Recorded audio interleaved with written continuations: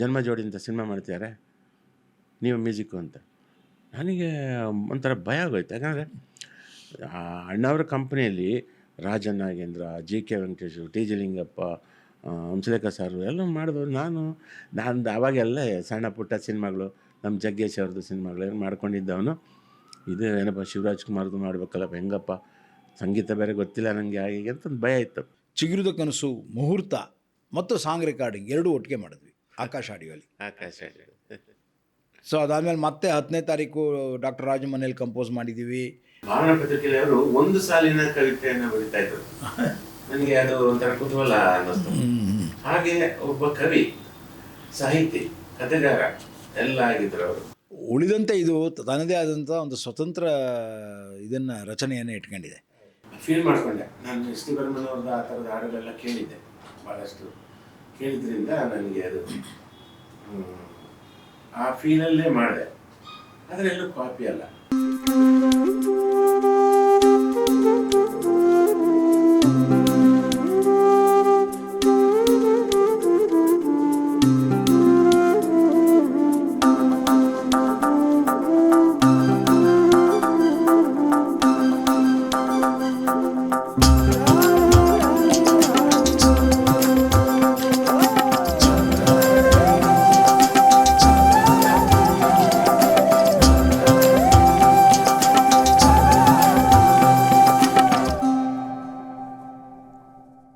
ನಮಸ್ಕಾರ. ನಮಸ್ಕಾರ ಸರ್. ನಮ್ಮ ನಾಗಾಭರಣ ಆವರಣಕ್ಕೆ ನಿಮಗೆಲ್ಲರಿಗೂ ಸ್ವಾಗತ. ಧನ್ಯವಾದಗಳು. ಆತ್ಮೀಯರೇ, ಚಿಗುರಿದ ಕನಸು ಬಗ್ಗೆ ಮಾತಾಡ್ತಾ ಇದ್ವಿ. ಸಾಂಗ್ ಕಂಪೋಸಿಂಗ್ ಅಂತ ಏನಿದೆ ಅದನ್ನು ಮುಹೂರ್ತ ಮಾಡಿದ ಮೇಲೂ ಮಾಡೋದು, ಸಾಂಗ್ ರೆಕಾರ್ಡಿಂಗ್ ಮುಹೂರ್ತ ಮಾಡಿದ ಮೇಲೂ ಮಾಡೋದು, ಅದಕ್ಕೂ ಮುಂಚೆ ಕೂಡ ಮಾಡಿಕೊಂಡು 6/2/2003 ಚಿಗುರಿದ ಕನಸು, ಮುಹೂರ್ತ ಮತ್ತು ಸಾಂಗ್ ರೆಕಾರ್ಡಿಂಗ್ ಎರಡೂ ಒಟ್ಟಿಗೆ ಮಾಡಿದ್ವಿ ಆಕಾಶ್ ಆಡಿಯೋಲಿ. ಸೊ ಅದಾದಮೇಲೆ ಮತ್ತೆ 10ನೇ ತಾರೀಕು ಡಾಕ್ಟರ್ ರಾಜ ಮನೇಲಿ ಕಂಪೋಸ್ ಮಾಡಿದ್ದೀವಿ. ಸೊ ಕಂಟಿನ್ಯೂಸ್ ಆಗಿ ಅವ್ರ ಮನೇಲಿ ಕಂಪೋಸಿಷನ್ ನಡೀತಾನೆ ಇತ್ತು. ಸೊ ನನಗೆ ರೆಕಾರ್ಡಿಂಗಿಂದ ಸರಿಯಾದ ಡೇಟ್ಸ್ಗಳಿದೆ ಇಲ್ಲಿ ನನ್ನ ಹತ್ರ. ಯಾವಾಗ 6 ಫೆಬ್ರವರಿ 2003 ನಾವು ರೆಕಾರ್ಡಿಂಗ್ ಪ್ರಾರಂಭ ಮಾಡಿದ್ವೋ ಅದರ ನಂತರ ಈ 8 ಹಾಡುಗಳನ್ನು ನಾವು ಮಾಡಿದ್ದೇವೆ ಅಲ್ಲಿ. ಸೊ ಕತೆಗೆ ಪೂರಕವಾದಂಥ ಈ 8 ಹಾಡುಗಳ ಬಗ್ಗೆ ಇವತ್ತಿನ ಚರ್ಚೆಯನ್ನು ಮುಂದುವರ್ಸೋಣ. ಸೊ ಮೊದಲನೇದು ನಿಮ್ಮ ಪ್ರಕಾರ, ಯಾಕಂದರೆ ಇದು 7 ಅಲ್ವಾ? 7 ಮೊದಲನೇದು ಒಂದು ಬಂತಲ್ಲ ಇನ್ನೊಂದು ಅದು ಬಂದರೂ 7 ಆ್ಯಕ್ಚುಲಿ 7 ಆ್ಯಕ್ಚುಲಿ ಇನ್ನೊಂದು ಸಲ ರಿಪೀಟ್ ಆಗುತ್ತೆ, ಅದರಿಂದಾಗಿ 8 ಅಂತ ಹೇಳಿದೆ. ಶಿವರಾಮ್ ಕಾರಂತರ ಈ ನಾವಲ್ ಏನಿದೆ ಇದು ಚಿತ್ರಕಥೆಯಾಗಿ ಮಾರ್ಪಟ್ಟಾದ ಮೇಲೆ, ನಿಮ್ಮ ಎಂಟ್ರಿ ಆದಮೇಲೆ ಏನೇನಾಯಿತು? ನಿಮಗೇನು ಅನ್ನಿಸ್ತು? ಹೇಗೆ ಅದು? ನನಗೆ ಈ ಥರ ಒಂದು ಚಿಗುರಿದ ಕನಸು ಸಿನಿಮಾಕ್ಕೆ ಸಂಗೀತ ಮಾಡಬೇಕು ಅಂತ ಮತ್ತೆ ಕರೆ ಬಂದಾಗ ಆ್ಯಸ್ ಯೂಶ್ವಲ್ ಖುಷಿ ಆಯಿತು. ಆವಾಗ ಕಾರ್ ಕಳಿಸ್ತೀನಿ ಅಂತ ಅಂದರು ಚೆನ್ನ. ನನಗೆ ಅಲ್ಲಿವರೆಗೆ ನಮಗೆ ಅಲ್ಲಿ ಆವಾಗ ನಾವೇ ಬರ್ತಾಯಿದ್ವಿ. ಮೊದಲು ಕಾರ್ ಕಳಿಸ್ತಾರೆ ಅಂದರೆ ಅವಾಗ ನಮ್ಮ ಮನೆ ಸ್ವಲ್ಪ ದೂರ ಆಗಿ. ಆಮೇಲೆ ಅವ್ರು ಫಸ್ಟ್ ಪಿಕಪ್ ಮಾಡ್ತಿದ್ದು ಜಯಂತ್ ಕಾಕಿಣಿ ಅವ್ರನ್ನ. ಜಯಂತ್ ಅವ್ರನ್ನ ಕೂರಿಸ್ಕೊಂಡು ಅದೇ ಕಾರಲ್ಲಿ ನಮ್ಮ ಮನೆಗೆ ಆಂದಿವೆ, ನಮ್ಮದು ದಾರಿಯಲ್ಲಿ ನಮ್ಮ ಮನೆ ಸಿಗುತ್ತೆ. ನನ್ನನ್ನು ಕೂರಿಸ್ಕೊಂಡು ನಾನು ಜಯಂತ್ ಎಲ್ಲ ಹಳೆ ಹಾಡುಗಳನ್ನೆಲ್ಲ ನೆನಪಿಸ್ಕೊಂಡು ಗುನುಗ್ತಾ ಹಾಗೆ ಮನೆ ತಲುಪಿದ ಮೇಲೆ ಮತ್ತೆ ಶುರು. ಇದೇ ಥರ ಪ್ರತಿದಿನ ಅವರಿಗೆ ನಾನು ಕಾಯೋದು, ಜಯಂತ್ ಅವರಿಗೆ, ಮತ್ತು ಜೊತೆಯಲ್ಲಿ ನಾವು ಬರೋದು. ಹೀಗೆ ಶುರು ಆಯಿತು. ಕತೆ ಎಲ್ಲ ನೀವು ಹೇಳಿದ್ರಿ ನನಗೆ. ಕತೆ ಹೇಳಿ ಎಲ್ಲೆಲ್ಲಿ ಹಾಡಿನ ಸನ್ನಿವೇಶ ಎಲ್ಲ ನಾನು ನೋಟ್ ಮಾಡಿಕೊಂಡೆ. ಆವಾಗ ಮೊದಲನೇ ಹಾಡು ಈ ಕಾಶಿಯಲ್ಲಿ, ಅದು ಅವನ ಹಿಂದಿನ ಎಲ್ಲಿ ಮೂಲವನ್ನು ಹುಡುಕುವಂಥದ್ದು. ಅವನಿಗೆ ಇದ್ದಕ್ಕಿದ್ದಾಗೆ ನಾನು ಯಾವ ಊರಿಗೂ ಸಂಬಂಧಪಟ್ಟಿಲ್ವಾ, ನನಗೆ ನನ್ನದೇ ಆದಂಥ ಒಂದು ಊರು ಇಲ್ವಾ ಅನ್ನೋದು ಶುರುವಾಗಿಬಿಡುತ್ತೆ.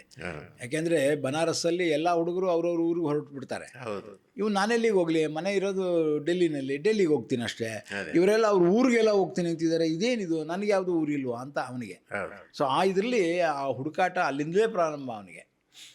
ಸೊ ಅಲ್ಲಿ ಒಬ್ಬ ಚಾಚಾ ಅವನಿಗೆ ಹೇಳ್ತಾನೆ, ನೀನು ಕೂಡ ನಿನಗೂ ಇರಲೇಬೇಕು, ನಿಮ್ಮ ಅಪ್ಪನ ಕೇಳು, ಇಲ್ಲದಿದ್ರೆ ನಿನ್ನ ಆತ್ಮಕ್ಕೆ ನೀನೇ ಕೇಳ್ಕೊ, ನಿನಗೆ ಸಿಗುತ್ತದು ಅಂತೆಲ್ಲ ಹೇಳಿರ್ತಾನದು. ಅಲ್ಲಿ ಆ ಗಂಗೆಯ ತಡಿಯಲ್ಲಿ ಬನಾರಸ್ಸಲ್ಲಿ ಅವನು ಆ ಮೂಲದ ಬಗ್ಗೆ ಯೋಚನೆ ಮಾಡ್ತಾನೆ. ಹೌದು, ಅಲ್ಲಿ ಒಳ್ಳೆ ಮಾತಿದೆ, ಒಂದು ಪ್ರತಿ ನದಿಗೆ ಒಂದು ಮೂಲ ಅಂತಿದೆ, ಅಲ್ಲಿಂದಲೇ ಹರಿದು ಬರೋದು ಅಂತ. ಹಾಗೆ ನಾವೆಲ್ಲರೂ ಒಂದು ಮೂಲದಿಂದ ಹರಿದು ಬೆಂಗಳೂರಿಗೆ ಬಂದಿರ್ತೀವಿ. ತುಂಬ ಮಂದಿಗೆ ಈ ಸಿನಿಮಾ ಕಾಡಿದೆ. ನೋ ಡೌಟ್, ಇವತ್ತಿಗೂ ಕಾಡುತ್ತೆ. ಯಾಕೆಂದರೆ ಎಷ್ಟೋ ಜನ, ಬಹಳ ಜನ ಬೇರೆ ಬೇರೆ ಹಳ್ಳಿಗಳಿಂದ, ಬೇರೆ ಬೇರೆ ಊರುಗಳಿಂದ ತಮ್ಮ ಮೂಲ ಸ್ವರೂಪದಿಂದ ಹೊರಗಾಗಿ ಇಲ್ಲಿಗೆ ಬಂದು ಇಲ್ಲಿ ಪ್ರವೃತ್ತಿಯನ್ನು ರೂಢಿಸ್ಕೊಂಡಿರ್ತಾರೆ. ಹಾಗಾಗಿ ಅವರೆಲ್ರಿಗೂ ಕಾಡ್ತಾ ಇರುತ್ತೆ ಇದು. ಅಯ್ಯೋ, ನಾನು ಹಿಂಗಿದ್ದೆ, ಎಲ್ಲಿದ್ದೆ, ನಮ್ಮ ತಾತ ಯಾರು, ನಮ್ಮ ತಾತನ ತಾತ ಯಾರು, ಈ ಥರ ಎಲ್ಲ ಯೋಚನೆ ಮಾಡ್ತಿರ್ತಾರೆ. ನನಗೆ ಸಾಮಾನ್ಯವಾಗಿ ಈ ಥರ ಆಲಾಪ ಇರುವಂಥ ಹಾಡು ಅಂದರೆ ಎಸ್ ಡಿ ಬರ್ಮನ್ದು ಜ್ಞಾಪಕ ಬರೋದು. ಅಣ್ಣವ್ರ ಹತ್ರ ಡಿಸ್ಕಸ್ ಮಾಡಿದಾಗ ಅವರು ಹೌದು ಚೆನ್ನಾಗಿದೆ ಅಂತ. ಹಾಗೆ ಬಂಧುರೇ ಓ ಬಂಧುರೇ ಅಂತ ಶುರು ಮಾಡಿ ಜಯಂತ್ ಅವರು ಪೂರ್ತಿ ಬರೆದರು. ಹೌದು, ಜಯಂತ್ ಬರೆದಿದ್ದದನ್ನು ಪೂರ್ತಿಯಾಗಿ. ಅವರ ಮೊದಲನೇ ಹಾಡು ಜಯಂತ್ ಅವರು ಸಿನಿಮಾಕ್ಕೆ ಬರೆದಂತಹ ಮೊದಲನೇ ಹಾಡು. ಅವರು ಇಷ್ಟ ಆಗಿತ್ತು. ಭಾವನಾ ಪದ್ಧತಿಯಲ್ಲಿ ಅವರು ಒಂದು ಸಾಲಿನ ಕವಿತೆಯನ್ನು ಬರೀತಾ ಇದ್ರು. ನನಗೆ ಅದು ಒಂಥರ ಕುತೂಹಲ ಅನ್ನಿಸ್ತು. ಹಾಗೆ ಒಬ್ಬ ಕವಿ, ಸಾಹಿತಿ, ಕಥೆಗಾರ ಎಲ್ಲ ಆಗಿದ್ರು ಅವರು ಫಸ್ಟ್ ಸಿನಿಮಾಕ್ಕೆ ಅಂತ ಬರೆದಿದ್ದು ಬಂದು ಅಂತ ಅಲ್ವಾ. ಸೊ ಒಂದು ಅರ್ಥದಲ್ಲಿ ಜಯಂತ ತನ್ನ ಇನ್ನೊಂದು ಆಯಾಮವನ್ನು ಕಂಡುಕೊಳ್ಳೋಕ್ಕೆ ಇದು ಪ್ರಾರಂಭ ಆಯಿತು ಅಂತ ಅನಿಸುತ್ತೆ. ಅದಾದ ಮೇಲೆ ಎಂಥ ದೊಡ್ಡ ಲೀಪ್ ಅವ್ರದ್ದು. ಇವತ್ತಿಗೂ ಕೂಡ ಕನ್ನಡ ಚಲನಚಿತ್ರರಂಗ ಮರೆಯಲಾಗದ ನೂರಾರು ಗೀತೆಗಳನ್ನು ಅವರು ಕೊಟ್ಟಿದ್ದಾರೆ. ಆ ಅರ್ಥದಲ್ಲಿ ವಿಶೇಷ ಅಂದರೆ ಸಾಮಾನ್ಯವಾಗಿ ಕವಿಗಳು ಟ್ಯೂನಿಗೆ ಬರೆಯಲ್ಲ. ಟ್ಯೂನ್ ಹೇಳಿದ್ರೆ ಇವೆಲ್ಲ ನಮ್ಗೆ ಬರೆಯಲ್ಲ, ನಾವು ಬರ್ಕೊಡ್ತೀವಿ, ಅದನ್ನ ನೀವು ಟ್ಯೂನ್ ಮಾಡಿ ಅಂತ ಹೇಳ್ತಾರೆ. ಜಯಂತ್ ಟ್ಯೂನಿಗೂ ಕವಿತೆ ಬರೆಯಬಲ್ಲೆ ಅಂತ ತೋರಿಸ್ಕೊಟ್ಟವ್ರು. ನೋಡಿ, ಅವರ ಎಲ್ಲ ಹಾಡುಗಳು ಕವಿತೆ ತರ. ಹಾಗೆ ಓದಿದ್ರೆ ಕವಿತೆ. ಹೌದು ನೋಡಿ, ಇದು ಗಂಗವ್ವ ಗಂಗಾಮಾಯೆ ಮಮತೆಯ ಧಾರೆ, ಗುರಿ ಇರದೆ ಅಲೆವ ನನ್ನ ಮೂಲವ ತೋರೆ, ಯಾವುದೋ ದಡದಿಂದ ಕರೆದಿದೆ ಅನುಬಂಧ, ಎಲ್ಲಿಯದೋ ಈ ಸೆಳೆತ ಅನ್ನೋದು ಸಾಹಿತ್ಯವೂ ಹೌದು, ಸಂಗೀತ ಸೇರಿದಾಗ ಒಂದು ಸಿನಿಮಾ ಹಾಡುವು ಆಗುತ್ತೆ. ಹೌದು. ಇವರು ನಾಗರಾಜ್ ಅಂತ ಸ್ನೇಹಿತ, ಒಳ್ಳೆ ಕೀಬೋರ್ಡಿಸ್ಟ್, ಒಳ್ಳೆ ಸಂಗೀತಗಾರ ನಾಗರಾಜ್. ಸ್ವಲ್ಪ ನಾನು ನುಡಿಸಿ ತೋರಿಸಿ.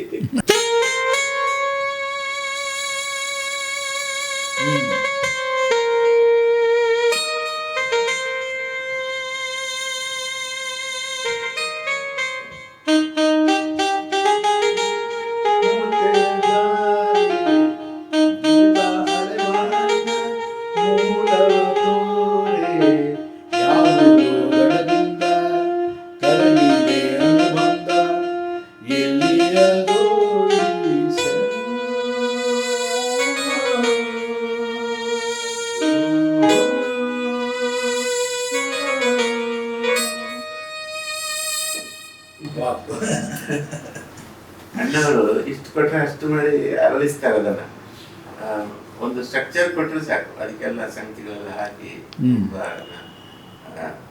ಅದು ಹಾಡು ಇವತ್ತಿಗೂ ಕೇಳಿದಾಗ ನನಗೆ ಒಂಥರ ಭಾವುಕನಾಗ್ತೇನೆ. ಇದು ಪ್ರತಿ ದೃಶ್ಯ ಕೂಡ ನನಗೆ ನನ್ನ ಒಂಥರ ಭಾವುಕತೆಗೆ ತಳ್ಳುತ್ತೆ. ಎಸ್ಪೆಷಲಿ ಇದನ್ನು ಬನಾರಸ್ಸಲ್ಲಿ ಶೂಟ್ ಮಾಡಿದ್ದು ನಾನು. ಎಲ್ಲ ಘಾಟ್ಗಳಲ್ಲೂ ಒಂದು ರೌಂಡ್ ಹಾಕಿದ್ದೇವೆ ಮತ್ತು ಅದರಲ್ಲಿ ಬೋಟಲ್ಲೇ ಹೋಗ್ತಾ ಇರೋ ಥರ ಅದನ್ನು ಶೂಟ್ ಮಾಡಿದ್ದೇವೆ. ಎಲ್ಲ ಘಾಟು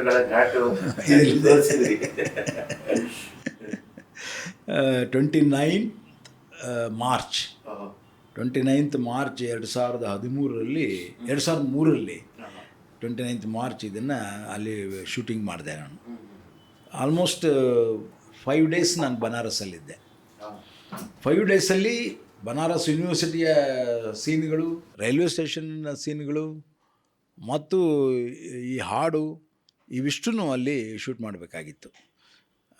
ಒಂಥರ ಹೆಕ್ಟಿಕ್ ಅಂತ ಇವತ್ತಿಗೆ ಅನಿಸುತ್ತೆ ಬೇರೆಯವರಿಗೆ ಎಲ್ಲರಿಗೂ. ಆದರೆ ನಮಗೆ ಎಷ್ಟು ಲೀಲಾಜಾಲವಾಗಿ ಮಾಡ್ತಿದ್ವಿ ಅಂದರೆ, ಶಿವಣ್ಣ ಒಂದು ನಿರಂತರವಾದಂಥ ಫೋರ್ಸ್ ನಮಗೆ. ಅವನು ಟಕ್ ಅಂತ ಬರೋನು. ಅವನು ಅವನ ಜೊತೆಯಲ್ಲಿ ವರ್ಕ್ ಮಾಡಿದ್ದ ಟೈಮೇ ಗೊತ್ತಾಗ್ತಿರಲಿಲ್ಲ, ಯಾಕೆಂದ್ರೆ ಅಷ್ಟೇ ನಿರಂತರವಾಗಿ ಕೆಲಸ ಮಾಡೋನು. ತುಂಬ ಲವಲವಿಕೆ. ಹಾಂ, ಸಿನಿಮಾ ನೋಡ್ತಾ ಇದ್ದೆ. ಅವ್ನು ಬಂದ ಅಂದರೆ ವರ್ಕ್ ಶುರು ಅಂತ ಅರ್ಥ. ನಿಲ್ಲಿಸೋದಕ್ಕೆ ಬಿಡ್ತಿರ್ಲಿಲ್ಲ. ಮುಗಿಸ್ಬೋಣ ಬರೋಣ, ಅದನ್ನು ಮುಗಿಸ್ಬೋಣ, ಇದನ್ನು ಮುಗಿಸ್ಬೋಣ, ಚೆನ್ನಾಗಿದೆ ಅದನ್ನೊಂದು ಚೂರು ಮುಗಿಸ್ಬಿಡಿ ಅಂತ. ಸೊ ಆ ರೀತಿ ನಿರಂತರವಾಗಿ ಕೆಲಸ ಮಾಡೋಂಥವನು. ಈ 5 ದಿವಸದಲ್ಲಿ ನಾವು ಈ ಹಾಡು ಜೊತೆಗೆ ಬೇಕಾದದ್ದ ಸೀನ್ಗಳು ಎಲ್ಲವನ್ನು ಮಾಡಿದ್ದೀವಿ ಲೆಕ್ಕ ಹಾಕಿ. ತುಂಬ ಅಂದರೆ ನಾನ್ ಸ್ಟಾಪ್ ಮಾಡಿದ್ರಿ ನೀವು. ಇಡೀ ಯಾವುದೇ ಸಿನಿಮಾ ತೊಗೊಂಡ್ರು ನಾನ್ ಸ್ಟಾಪೇ ಇಲ್ಲಿ. ಅದರಲ್ಲೂ ಪಾರ್ವತಮ್ಮನವ್ರ ಪ್ರೊಡಕ್ಷನ್ ಹೆಂಗೆ ಅಂದರೆ ಒಂದು ಸಲ ಶುರುವಾದರೆ ಒಂದು ಸಲ ಮುಗಿದ್ಬಿಡ್ಬೇಕು ಅದಾಗೆ, ಆ ರೀತಿಯಲ್ಲಿ. ಸೊ ಅಣ್ಣವರು ಇದನ್ನು ಒಂದು ಸಲ ಹಾಡಿ ಆಮೇಲೆ ಅದನ್ನು ಇನ್ನೊಂದು ಸಲ ಹಾಡಿದ್ರಾ ಅಥವಾ ಏನು ಇದು ಒಂದೇ ಸಲಕ್ಕೆ ಓಕೆ ಆಯಿತಾ? ಒಂದೇ ಸಲ ಓಕೆ. ಒಂದೇ ಸಲ ಓಕೆ ಅಂದರೆ ಅವ್ರು ಹಾಡುವಾಗಲೇ ಅವರು 1 ಗಂಟೆ ತಗೊಂಡ್ರು. ಹಾಂ, ವರದಾನ ಇದ್ರಲ್ಲ ಜೊತೆಗೆ, ಅವರು ತಿತ್ತ ಹಾಕೋದ್ರು ಅಲ್ಲಲ್ಲಿ. ಆಮೇಲೆ ಇದಕ್ಕೆ ಕೀಬೋರ್ಡ್ ನುಡಿಸಿದವ್ರನ್ನ ನೆನೆಸ್ಕೋಬೇಕು. ಚೆನ್ನೈ ಅವರು ಅಶ್ಮತ್ ಬಾಬು ಅಂತ, ಮತ್ತೆ ರಿದಮ್ ಧರ್ಮ, ಆಮೇಲೆ ಡೋಲಕ್ ಶೇಖರ್, ಅವಾಗ ಜನ್ಮ ಜೋಡಿಯಿಂದ ಆಮೇಲೆ ರಾಜೇಂದ್ರ ಬಾಬು ಅವರು ನಮ್ಮ ಉಪೇಂದ್ರ ಕುಮಾರ್ ರಿಲೇಷನ್. ಕಂಪೋಸಿಂಗಿಗೆ ಗಣೇಶ್ ದೇಸಾಯಿ. ಗಣೇಶ್ ದೇಸಾಯಿ ಈಗ ಯಾಕಂದ್ರೆ ಶಾಸ್ತ್ರಿ ಅವರು ಜನ್ಮ ಜೋಡಿ ಆದ್ಮೇಲೆ ಪ್ಲೇಬ್ಯಾಕ್ ಸಿಂಗರ್ ಆಗಿ ಬ್ಯುಸಿ ಆದರು. ಶಂಕರ್ ಶಾನ್ಭೋಗ್ ಅದು ವರ್ಲ್ಡ್ ಮಾಡ್ತಾ ಇದ್ರು, ಇಬ್ಬರು ಸಿಗ್ಲಿಲ್ಲ ನನಗೆ. ಸೊ ಗಣೇಶ್ ದೇಸಾಯಿ ಒಳ್ಳೆ ಗಾಯಕ, ಹಿಂದೂಸ್ತಾನಿ. ಹಾಗಾಗಿ ಸೊ ನಿಮಗೆ ಈ ಬಂಧುವೇ ಇದೆಯಲ್ಲ, ಇದನ್ನು ಮಾಡೋವಾಗ ಎಲ್ಲ ಯಾವುದೋ ಒಂದು ರೆಪ್ಲಿಕಾ ಥರ ಇದೆ, ಇನ್ನೆಲ್ಲೋ ಕೇಳ್ದಂಗೆ ಇದೆಯಲ್ಲ ಆ ಥರ ಅನ್ನಿಸ್ತಾ ಇತ್ತಾ, ಅಥವಾ ಏನಾದ್ರು ಇದೇ ಒಂದು ಬೇರೆ ಒಂದು ಸಾಂಗನ್ನು ಇದು ಕೊಡುತ್ತೆ ಇದು ಅಂತ ಒಬ್ಬ ಇದಿತ್ತಾ, ನಂಬಿಕೆ ಇತ್ತಾ? ನನಗೆ ನೀವು ಹೇಳಿದ್ರಲ್ಲ ಎಸ್ ಟಿ ಬರ್ಮನ್ ಪ್ಯಾಟರ್ನಲ್ಲಿ ಚೆನ್ನಾಗಿರ್ತಿದ್ದು ಅಂತಂದ್ರಲ್ಲ, ಆಗ ನಾನು ಫೀಲ್ ಮಾಡಿಕೊಂಡೆ. ನಾನು ಎಸ್ ಟಿ ಬರ್ಮನ್ ಅವ್ರದ್ದು ಆ ಥರದ ಹಾಡುಗಳೆಲ್ಲ ಕೇಳಿದ್ದೆ, ಭಾಳಷ್ಟು ಕೇಳಿದ್ರಿಂದ ನನಗೆ ಅದು ಆ ಫೀಲಲ್ಲೇ ಮಾಡಿದೆ. ಆದರೆ ಎಲ್ಲೂ ಕಾಪಿ ಅಲ್ಲ, ಎಲ್ಲಿ ಯಾವ ಸಾಲು ಕೂಡ ಎಲ್ಲೂ ಆ ಟ್ಯೂನ್ನ ಹೋಲಿಕೆ ಇಲ್ಲ. ಎಸ್ ಟಿ ಬರ್ಮನ್ ಹಾಡುಗಳನ್ನ ಕೇಳಿದವರು ಹೌದು ಇದೆ ಬಂಧುವೇ ಅಂತ. ಹೌದು, ಒಂದಿದೆ. ಅದಕ್ಕೆ ಅದೊಂದು ಇದೆ ಅನ್ನೋ ಕಾರಣಕ್ಕೆ ಅದು ಅನ್ನಿಸ್ಬೋದೇ ಹೊರತು ಉಳಿದಂತೆ ಇದು ತನ್ನದೇ ಆದಂಥ ಒಂದು ಸ್ವತಂತ್ರ ಇದನ್ನು ರಚನೆಯನ್ನು ಇಟ್ಕೊಂಡಿದೆ. ಯಾಕೆಂದರೆ ಅದನ್ನು ಆದಮೇಲೂ ಇದೆಯಲ್ಲ ಚರಣದಲ್ಲಿ ನೋಡಿ, ಕಾಡಿನ ಮೌನ ಗಾಳಿಯಲ್ಲಿ ಅಂತ ಆ ಥರ ಶುರುವಾಗುತ್ತೆ. ಎಷ್ಟು ಚೆನ್ನಾಗಿದೆ ಅಂದರೆ ಆ ಸಾಹಿತ್ಯ ಮತ್ತು ನೀವು ಅದಕ್ಕೆ ಹಾಕಿರೋ ಟ್ಯೂನ್ ಎರಡೂ ಬಹಳ ಮೆಲೋಡಿಯಸ್ ಆಗಿದೆ ಮತ್ತು ಅದು ಇಡೀ ಮೂಡನ್ನು ಕ್ಯಾರಿ ಮಾಡುತ್ತೆ. ನೋಡಿ, ಸಂತೆಯ ವೇಷಕ್ಕೆ ಉಂಟೆ ಕೊನೆ, ಸಂಜೆಗೆ ಮರಳಲು ಎಲ್ಲಿ ಮನೆ, ಪ್ರೀತಿಯ ರೆಕ್ಕೆ ಬೀಸಿ ಬಾನೆಲ್ಲ ಹಾರಿ, ತೇಲುವ ಮನಸ್ಸಿಗಿಲ್ಲಿ ಬಾಳೆಲ್ಲ ದಾರಿ, ಕಾಣದ ನೆಲದಿಂದ ಮಣ್ಣಿನ ಹೊಸ ಗಂಧ, ಎಲ್ಲಿಯಾದ್ರೂ ಈ ಸೆಟ್. ಇದನ್ನು ಭಾಳ ಚೆನ್ನಾಗಿ ಎಕ್ಸ್ಪ್ಲೇನ್ ಮಾಡಿದ್ರು ಕೂಡ ಜಯಂತ್, ಮೊನ್ನೆ ಅವರ ಪಾಡ್ಕಾಸ್ಟಲ್ಲಿ ಹೇಳ್ತಾ ಇದ್ರು. ಅವರು ಭಾಳ ಚೆನ್ನಾಗಿ ಎಕ್ಸ್ಪ್ಲೇನ್ ಮಾಡಿದ್ರು ಅದನ್ನು.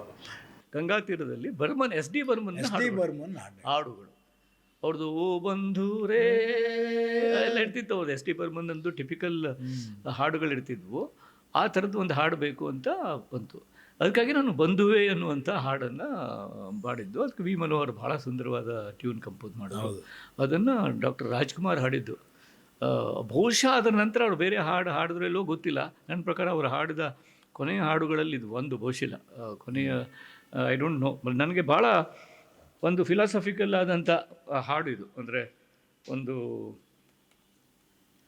ಈ ಹಾಡನ್ನು ಕೇಳಿದ ಮೇಲೇ ನಮ್ಮ ನಾಯಕನ ಮನಸ್ಸಲ್ಲಿ, ಶಂಕರನ ಮನಸ್ಸಲ್ಲಿ ಒಂದು ರೀತಿಯ ದಾರ್ಶನಿಕವಾದಂಥ ಹುಡುಗಾಟದ ಒಂದು ಆರಂಭ. ಹೌದು, ತಲ್ಲಣ ಒಂದು ರೀತಿ. ಹೌದು, ತನ್ನತನವನ್ನು ಹುಡುಕುವಂತಹ ಒಂದು ಹೌದು ಶುರುವಾಗುತ್ತೆ. ಹೌದೌದು. ನನಗನ್ಸೋದು ಒಬ್ಬ ಕವಿ ಈ ರೀತಿ ಕಾವ್ಯವನ್ನು ಚಲನಚಿತ್ರದ ಒಳಗೆ ತಂದಾಗ ನಮಗೆ ಅದರ ವ್ಯಾಲ್ಯೂಯೇಷನ್ ಜಾಸ್ತಿ ಆಗುತ್ತೆ. ಸೊ ಇಲ್ಲಿ ನಮಗೆ ಜಯಂತ ಆ ರೀತಿಯಲ್ಲಿ ಒಂದು ವ್ಯಾಲ್ಯೂಯೇಷನ್ನ ಆ್ಯಡ್ ಮಾಡಿ ಅಂಬೋದು ಇದು 2 ಹಾಡು ಅಂತ ಕಾಣುತ್ತಲ್ವಾ? ಇದೊಂದು ಮತ್ತು ಅದೊಂದು ಇದೆ.